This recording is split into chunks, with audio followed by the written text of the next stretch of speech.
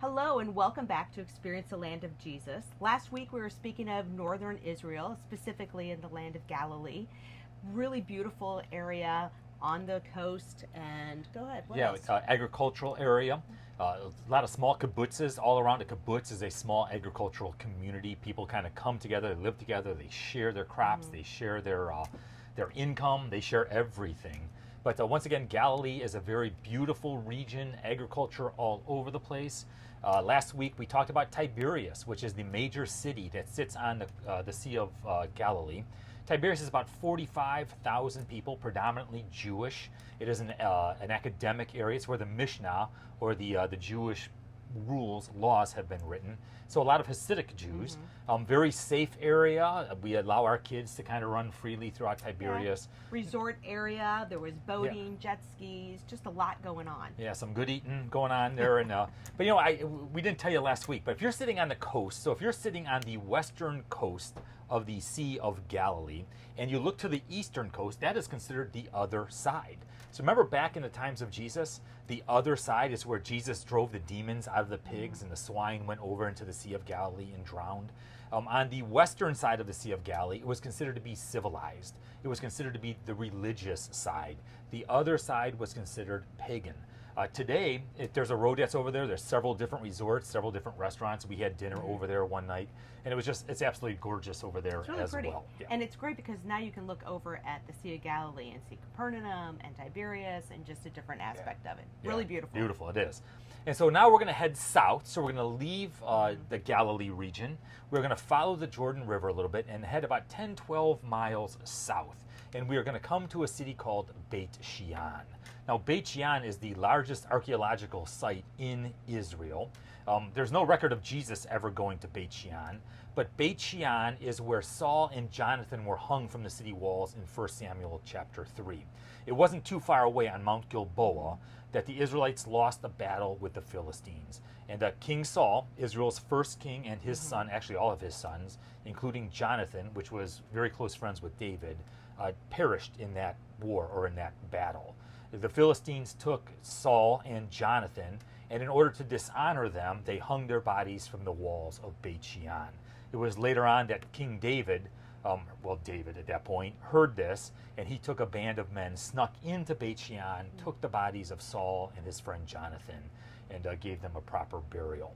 We know that in 965 BC, King David did capture Beit She'an, and we know that it was one of Solomon's cities as recorded in 1 Kings chapter 4. So even though Jesus was never here that we're aware of, we do know that it does have some biblical significance, especially in the Old Testament. But in the first century, Beit She'an was one of those taxation cities, right? It was a highly treasured prize. Remember, it was on the western side of Jezreel Valley. You have the city of Megiddo, right? Armageddon. And Megiddo watched the pass, and the Megiddo was in charge of taxing all the supplies and the goods that came through the Jezreel Valley. Well, this is on the eastern side of the Jezreel Valley. Once again, it was one of the cities that controlled the trade routes, and they would tax the trade routes. And if you controlled the trade route, you had a lot of power, a lot of influence. But the Beit She'an is just this remarkable archaeological site. Today, it is a national park. When you come in, one of the very first things you see is the Acropolis. The Acropolis is simply a hill, right? And oftentimes in the ancient world, they would build their cities on a hill because they were easily defensible. And so in Beit She'an, the Acropolis is about 240 feet high, in good old Berslaw fashion. We actually climbed all the stairs to go up to the top because that's what we do. Yeah. You got to climb to the top. No elevators, right? So it took, I think, 2 or 3 trips of you going to Beit She'an before you did it. And on the far right-hand side of this picture, you can see the stairway leading up to the top of the Acropolis there. But in the ancient days, like in the days of King Saul and King David, Beit She'an would have sat on top of the Acropolis. So the city would have sat on top of the hill because it was so defensible, right? And so it is an ancient tell. Now, if you remember, a tell, T-E-L, is just basically one civilization built on top of another. And here on top of Beit She'an, or the tell Beit She'an, there are actually 18 different levels of occupation. And so when one city was destroyed, there would be the rubble from that city. they would take as much as they could to rebuild the second city, but there's actually 18 different civilizations, cities, that are on top of Beit She'an. It wasn't until the Roman occupation that they started to basically develop the foundation, the base around the Acropolis, which is what you see at the bottom of the picture. Yeah. And it's really hard to explain exactly what it looks like here at Beit She'an because it is so excavated, and even the pictures don't show how big it is, but it actually is 370 acres that they have excavated so far. Yeah. So it's an amazing You stand there city. and it is amazing how much of it still stands. So this is a picture from the entrance. It's a national park looking at Beit She'an. So you can see the main cardo or main street going right down the middle of the city right there. It has a theater, all right, which is just amazing when you go into it. The theater was large. There was 3 tiers, and all the seats were actually tilted a little forward so you can actually hear what's going on down on the stage. And the backdrop of the stage was actually 3 stories tall, and it could actually fit 70,000 people. Now, what was also interesting, at each seat there was 2 little holes that were in each of the seats on each side. Thinking, what in the world is this for? Well, if you would bring a pole, you could actually put some shade on top of you because, of course, you're in the middle of the daylight and where the hot sun. Yeah, and you want some shade It's because hot. it is extremely hot. It was 7,000 people What did I say? You said 70. Oh, That's, wow. That's like 7,000. Yeah, 7,000. So it's but it's a very large theater, completely exposed too. When you sit back and you look at the stage, the backdrop of the stage was 3 stories tall, and you can still see some of the coloring of the original paint or dye that was part of that as well. You can see it on the columns if you really look close. They're more of like a red hue to them. Yeah. Yeah, it's amazing. It's still there today. Yeah, and what's other amazing too, let's see how many times we can say amazing this time, is only about 75% of Beit She'an is actually excavated. Much of it still remains underground, and it's not seen yet. All right, so at the time of Jesus, the population of Beit She'an was probably around 25,000 people. Later on in the 1st century and the beginning of the 2nd century, it was about 45, even 50,000 people actually lived in the city or this region of Beit She'an. But it is amazing when you look at the engineering of the ancient world. I mean, look at Roman engineering here. If you take a look at the streets. So at the center of the street, you'll see where it's kind of elevated, and each side of the street actually slants down. There's actually a water system there that can actually drain when it rains. You'll actually see almost like a curb there. And where the columns are, this is where all the little shops would have been. They would have done all the shopping. Yeah, they would have had a covered portico, once again, to protect people from the elements. And all the little shops would have lined the main street here, or the main cardo. Here's another shot of the main cardo.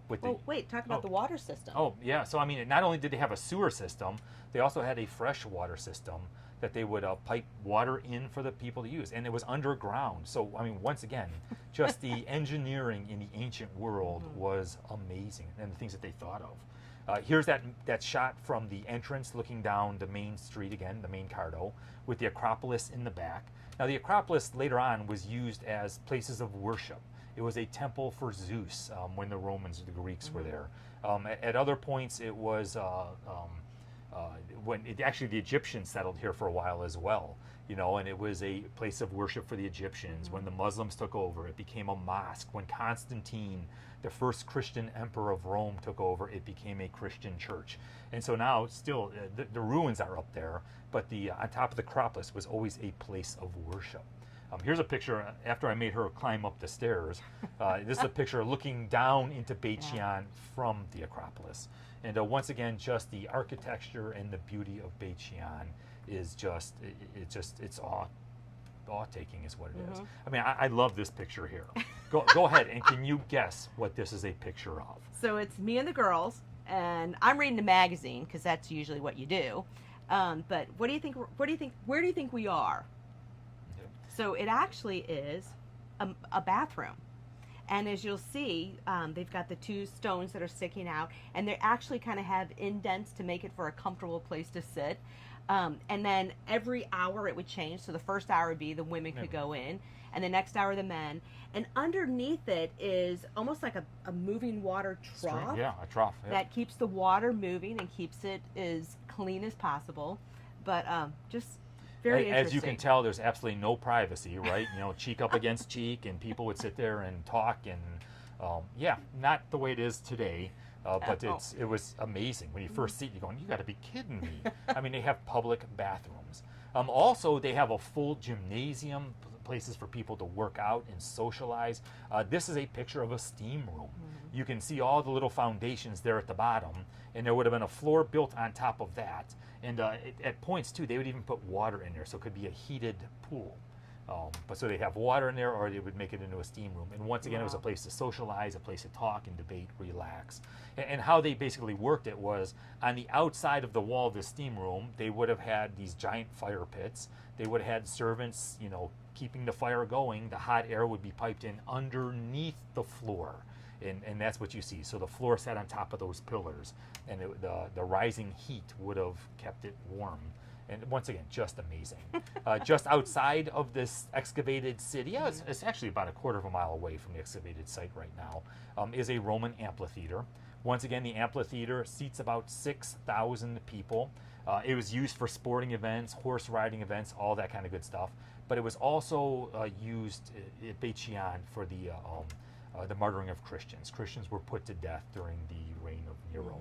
And so it is a place of, once again, you walk into it and it is breathtaking, it is shocking, and you think what took place here thousands of years ago. So we are still in northern Galilee region here. We just left the Sea of Galilee. We traveled about, like I said, 10, 12 miles to the south, all right? And now we're going to head down we're going to go further south into Judea, towards Jerusalem. So we are heading towards Jerusalem. It was in Luke chapter 18, beginning at verse 31, that Jesus was talking about heading to Jerusalem for Holy Week. So this is his final time leaving Galilee, heading down to Jerusalem. The scripture tells us, Jesus took the 12 aside and told them, "We are going up to Jerusalem, and everything that is written by the prophets about the Son of Man will be fulfilled. He will be delivered over to the Gentiles. They will mock him, insult him, and spit on him. They will flog him and kill him. On the third day, he will rise again." Yeah, and so I love it. We are going up to Jerusalem, right? That word up kind of jumps out at me because they're going south. So that'd be going down. Why does it say that they're going up? And we're going to talk about that here in just a moment. But once again, look at that. On the third day, he will rise again. So Jesus is already proclaiming the victory to his disciples before they even left the region of Galilee. In Luke chapter 9, verse 51, it says that Jesus set his face toward Jerusalem. So when you're in Galilee, say you're in Capernaum, there are several different ways that you could have traveled to Jerusalem. We're not fully sure which route that Jesus took, but on the western side of the Sea of Galilee is Mount Arbel and Magdala. Now this is a picture of Mount Arbel that we actually took when we were on one of those Jesus tourist boats. We're in the middle of the Sea of Galilee, and you get to see the whole region around you. It's absolutely gorgeous, right?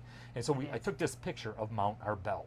Now Mount Arbel is the mountain there on the left-hand side. It's flat-topped. Throughout history, the Roman soldiers would occupy the mountain because, once again, it was a very strategic and defensive position. There are caves all over the mountain that people in the first century and earlier would have lived in. The historian Josephus, during one of the uprisings, actually hid in one of those caves in order to spare his life from the Romans who were putting down the uprising. But you'll also see that, so you have Mount Arbel to the left, and on the right is Magdala. Now Magdala is the town that Mary Magdalene came from, right? Jesus drove 7 spirits from her, and she was a follower and supporter of Jesus. The town of Magdala, as we talked about last week, was a fishing village right along the shore of the Sea of Galilee. They dealt in salt fish. And there are several trade routes that come by there, or a trade route that comes there, and so they would have sold their fish. But you also see right there to the right of Arbel is a valley, right? And that valley is called? It's actually called the Jesus Trail. And this would have been the route that people would have taken from Jerusalem to Galilee. And it's about 40 miles long, and most of it would be flat land, but there's also some treacherous areas also. Paul has always wanted to walk the Jesus Trail. You can actually take tours there. They can last 4 to 7 days and stop by and see other sites along the way. But just amazing just to think that you can walk on this path that you know that Jesus would have had to walk on. Yeah. I mean, here's another picture from the Jesus Trail looking at Mount Arbel. So it's the other side. So the Sea of Galilee is just on the other side of that. And as Suzanne said, the Jesus Trail, it could be a single track kind of trail, or it could be more of a road. In other places, it's more rocky, more of a hiking kind of atmosphere. But Jesus would have traveled from Capernaum to Nazareth on this road. And that would have been the route that he would have taken. And she said it was about 40 miles between those two towns. Or Jesus could have taken the eastern route. Basically, if you're in Capernaum and northern Sea of Galilee, you can see here on the map, he would have gone to the southern side of the Sea of Galilee, and they would have followed the Jordan River Valley Rift. Now, the Jordan River Valley Rift is basically this valley that the Jordan River created over a long period of time. From Galilee down to Jericho, it's about 80 miles, and it's not very easy traveling. And I mean, there would have been ancient roads, but it would have been pretty treacherous with rocks and all of that kind of good stuff as well. You know, on the map, you see Samaria there on the western side of the map. Now, remember, Jews and Samaritans, they always bumped heads. And if a Jewish person entered into Samaria, they would have been considered unclean. So a good Jew would never walk through Samaria. They would walk around Samaria. And hence they would have crossed the Jordan River. They would have been on the east side of the Jordan River and walked south toward Jericho. And then they would have went up to Jerusalem. Wow, double the distance. Yeah. I mean, it is like, it's a treacherous hike. But following the Jordan River in some areas, once again, it can be very arid. In the northern parts, it is with crops. Today, the Jordan River is used as the major source of water for irrigation. And so the Jordan River in the first century would have looked much different than it does today. It would have been much larger in the first century. Today, from Galilee all the way down, people take water off it once again to irrigate their crops. All right, so now we are in northern Israel. We're still in the region of Galilee, and we are going to start to head south. We saw Beit She'an. If you take a look at the map, the arrow at the top of the map is Beit She'an. We're going to follow the Jordan River, and that red line there marks the West Bank. So now we're going to head into the West Bank. If you travel with us, once again, we went through the West Bank. I've always, I mean, we're always into the West Bank to see some of the sites. And so we're going to enter the West Bank, heading down south toward Jericho. Now, when you enter the West Bank, there are checkpoints. We will go through an Israeli checkpoint. They're guarded by Israeli soldiers. I don't even think we've ever stopped for a checkpoint. They just kind of sit there and they're shooting the breeze, talking with each other, and they just kind of keep waving people in. And so you just kind of enter into, it's kind of, the first time we did it, it was kind of scary, a little bit nerve-wracking. Like, what are they going to ask? Yeah, what are they going to ask? We had our passports, all that kind of good stuff ready. And like I said, they just kind of wave you in. It was very uneventful. Yeah, so we're driving down this road following the Jordan River. And it was about 70 miles into our trek there. We came across right now it's just a little agricultural village, right? There's no real archaeological finds there. There's nothing to look at, but it's the area of Gilgal. And Gilgal is found in Joshua chapter 4, where the scripture tells us. And just so you all are aware, Joshua is Paul's absolute favorite book in the Bible. Oh, yeah. So, So this was great that he actually got to go see Gilgal. But in Joshua, on the 10th day of the first month, the people went up from the Jordan and camped at Gilgal on the eastern border of Jericho. And Joshua set up at Gilgal the 12 stones they had taken out of the Jordan.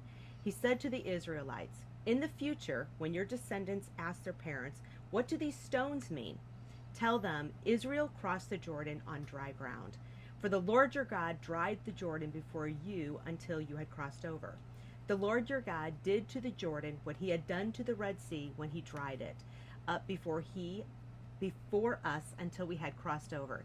He did this so that all the peoples of the earth might know that the hand of the Lord is powerful, and so that you might always fear the Lord your God." You were doing so well. She's been tongue-tied all morning long. But Gilgal, this is where Joshua and the people of Israel crossed into the promised land.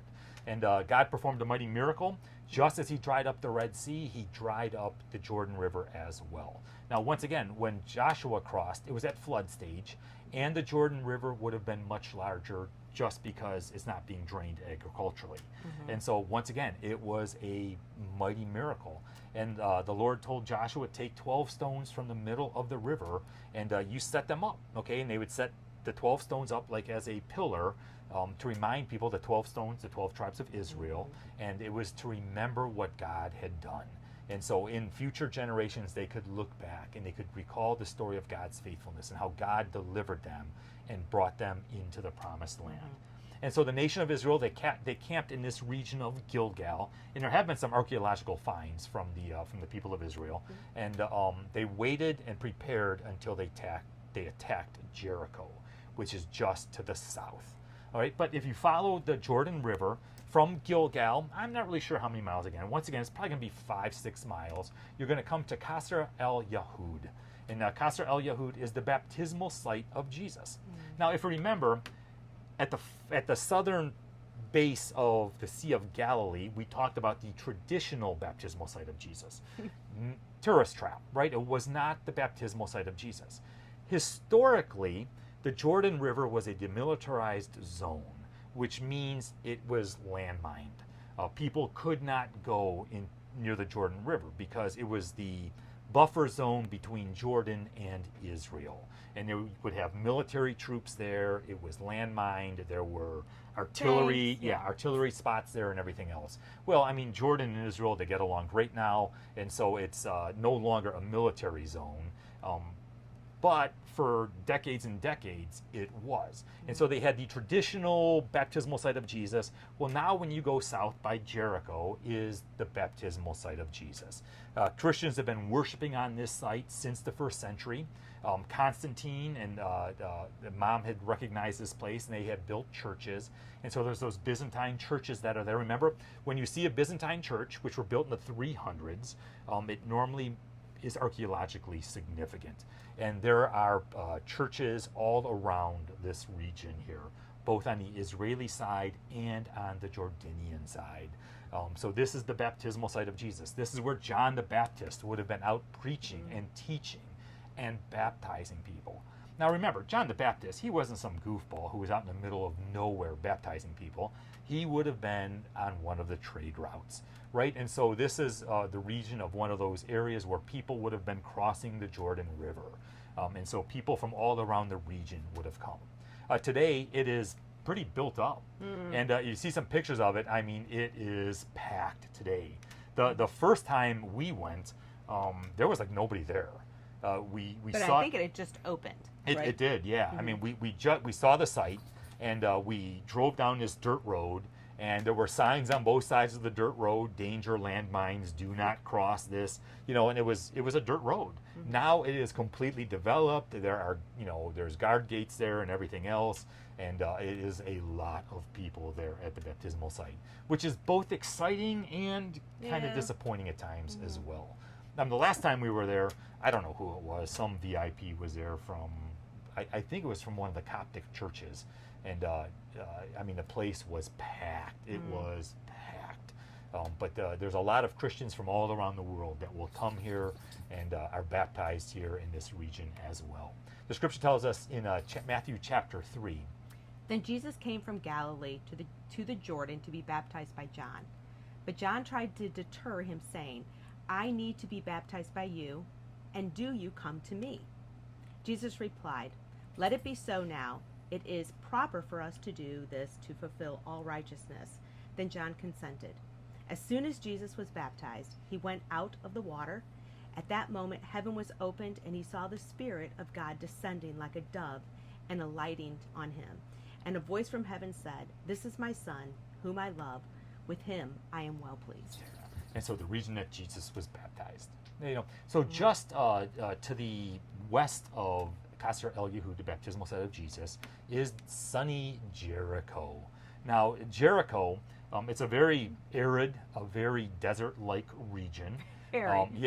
So Jericho is the lowest and the oldest city on earth. But it was an oasis. Okay, so you can see from this picture, I mean, you can see some palm trees there, but that is Tel Jericho, or Tel Es Sutan is what it's called today. Once again, a tel, one civilization built on top of another. But in the first century, it was an oasis, because here at the city, you have Elijah's spring. And even today, Elijah's spring is still putting forth water. As you can see, it's been kind of commercialized a lot. And so, people can come and look at Elijah's spring.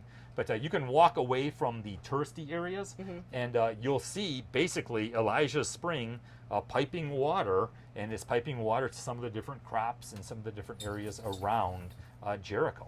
So when you're on Jericho, on Tel Jericho, you can look around, and for about 4 miles, you can see greenery. It's green. It's green. And then all of a sudden, it turns to desert again. And dust. In dust. And that's from Elijah's spring.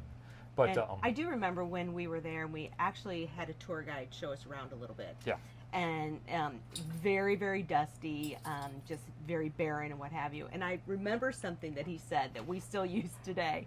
So it's hot, and the sun is just beating down on us. And he kept saying, let us step into the shadow, which basically means let's get out of the sun and let's get in the shade. So we say that all the time. Yeah. Let us step into the shadow. Let's walk into the shadow. So we say that all the time. So, but Jericho is amazing. There's a defensive wall that comes from 8,000 BC, the times of Abraham. And so it's, like I said, it's the lowest and the oldest city on earth. That is the foundation of a watchtower there from 8,000 BC is what they think. And Jesus, we know, visited Jericho.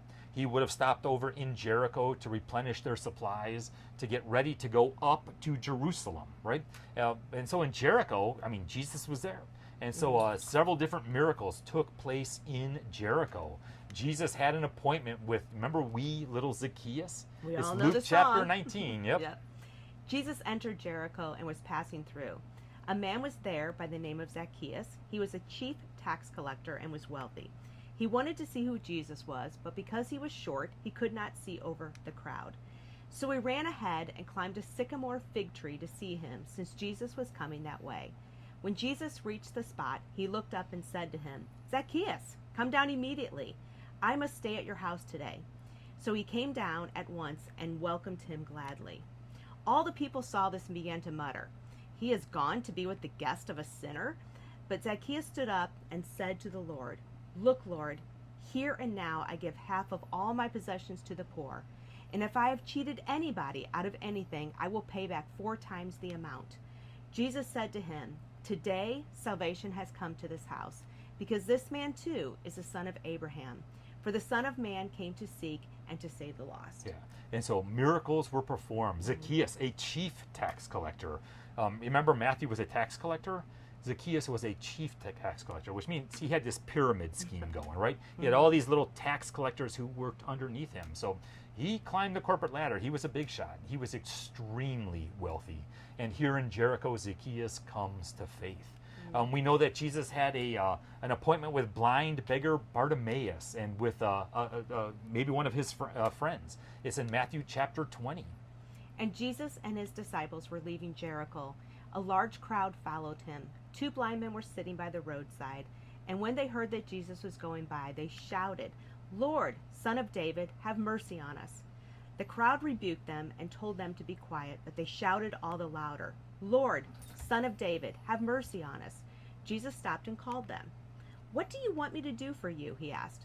Lord, they answered, we want our sight. Jesus had compassion on them and touched their eyes. Immediately they received their sight and followed him. Yeah, and so all these miracles would have happened here in Jericho, just that little oasis. You stand on Jericho, and the traditional site of the temptation after the baptism is up in the hills right there outside of Jericho. You can't see it in this picture, but there is a monastery up there, and there are cable cars that go up to the monastery as well. I've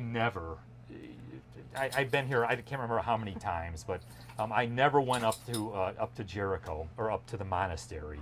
But then one time, one of our friends, we went, talked us into it, and we took these cable cars going up to the monastery. And it was a little scary. The entire time I think to myself, Paul, what in the world are you doing You're here? smarter than this. Yeah, you're smarter than this. And, anyway, so we went up there, we made it back.